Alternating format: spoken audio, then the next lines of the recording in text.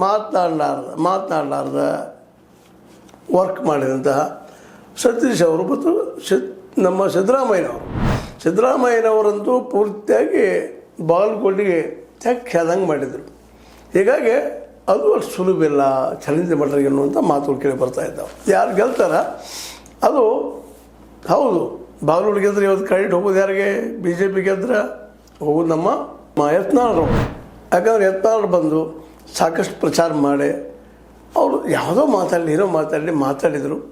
ಅದು ಎಷ್ಟು ಮಟ್ಟಿಗೆ ಇನ್ನು ಪರಿಣಾಮ ಆಗೈತಿ ಅನ್ನೋದನ್ನು ಈಗ ನೋಡ್ಬೇಕಾಗ್ಯದ. ಸಪೋಸ್ ಏನಾದರೂ ಬಾಗಲಕೋಟೆಯಲ್ಲೂ ಬಿದ್ದು ಸಪೋಸ್ ಏನಾದರೂ ದಾವಣಗೆರೆಯಲ್ಲೂ BJP ಬಿತ್ತಪ್ಪ ಅಂತಂದ್ರೆ ನಿಶ್ಚಿತವಾಗಿಯೂ ಯತ್ನಾಳರಿಗೆ ನೋ ಎಂಟ್ರಿ, ಸೋತ್ರ.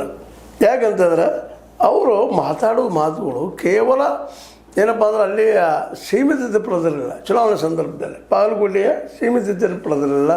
ಅವು ಸಹಜವಾಗಿ ಇಲ್ಲಿ ದಾವಣಗೆರೆಯಲ್ಲಿ ಸಹ ಇಫೆಕ್ಟ್ ಆಗುವಂಥ ಸಾಧ್ಯತೆಗಳೆಲ್ಲ ಇದ್ವು ಅಲ್ಲಿ. ಯಾಕಂದ್ರೆ ದಾವಣಗೆರೆಯಲ್ಲೇ ಮುಸ್ಲಿಮ್ಸ್ ಹತ್ತಿದ್ದು ಈ ಸಲ ಕಾಂಗ್ರೆಸ್ಸಿಗೆ ಹೊಡೆದು ಬೀಳ್ತದೆ ಅಂತೆಲ್ಲ ವಿಶ್ಲೇಷಣೆ ಮಾಡ್ತಾಯಿದ್ರು.